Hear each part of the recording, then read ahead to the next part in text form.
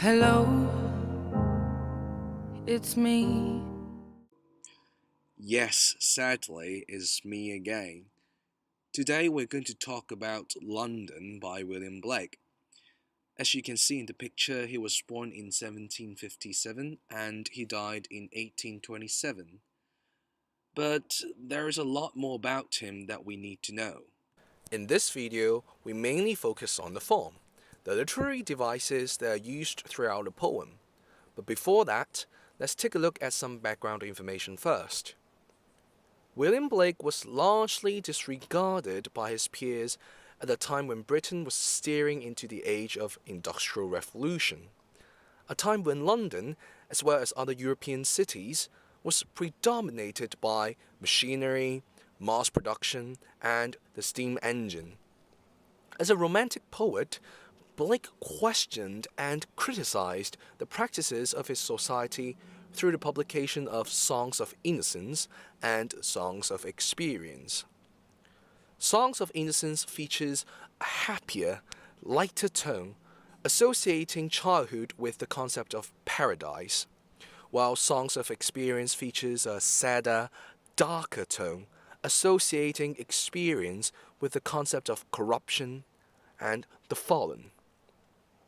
So can you guess which collection our poem of the day, London, comes from? Songs of Innocence or Songs of Experience?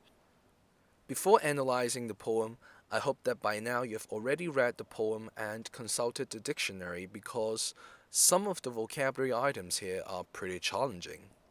Okay, so let's get to it. First of all, the rhyme scheme of stanza is ABAB. The same for other stanzas too.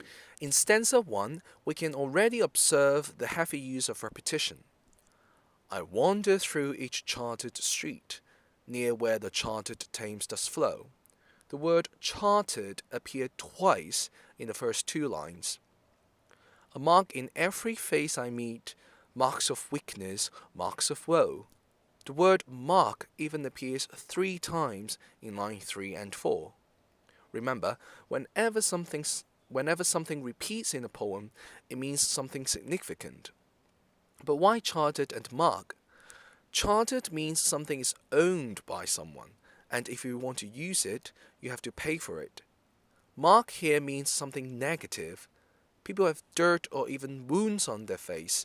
They're consumed by exhaustion and sadness.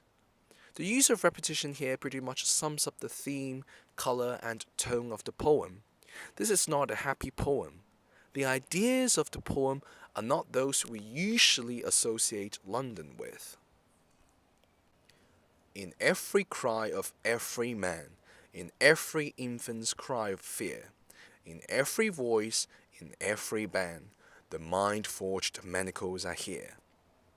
This time, it's your turn to find out the literary device used throughout the stanza. What is it? On the count of 3. 1, 2, 3. Yes, it's repetition again. The repeated every gives a sense of urgency. The feeling of exhaustion and sadness is not just felt by the narrator, but every citizen living in the city is shrouded in such a sentiment as well. How the chimney sweepers cry, every blackening church abhors, and the hapless soldiers sigh, runs in blood down palace walls. Now in stanza 3, we can find the use of allusion and alliteration. Chimney Sweeper actually refers to another poem by Blake, The Chimney Sweeper, a poem about child labor. Now, the hapless soldier's sigh demonstrates the use of alliteration. Before studying the last stanza, I want to introduce you a literary device that you may not be familiar with, which is oxymoron. Oxymoron is a deliberate combination of 2 words that seem to mean the opposite of each other.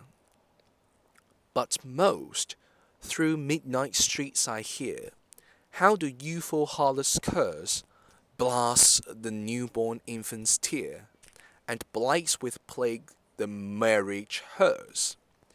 Can you find the use of oxymoron? Yes, brilliant. A hers obviously symbolizes death. However, we associate marriage with union, children, and life.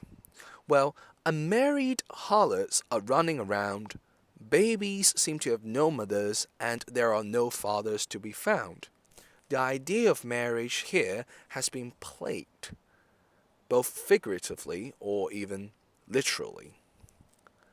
In short, in Blake's portrait, London is a place full of tangible misery and invisible oppression. Like the use of oxymoron, the city is full of stupidity, irrationality, and contradiction. Now, I would like you to go through the poem once again. There are some symbols in the poem that I haven't covered in this video. I want you to circle those symbols that you find and highlight the keywords or key phrases in each stanza that you think are important. We'll have a more in-depth discussion of the poem in class. Cheers!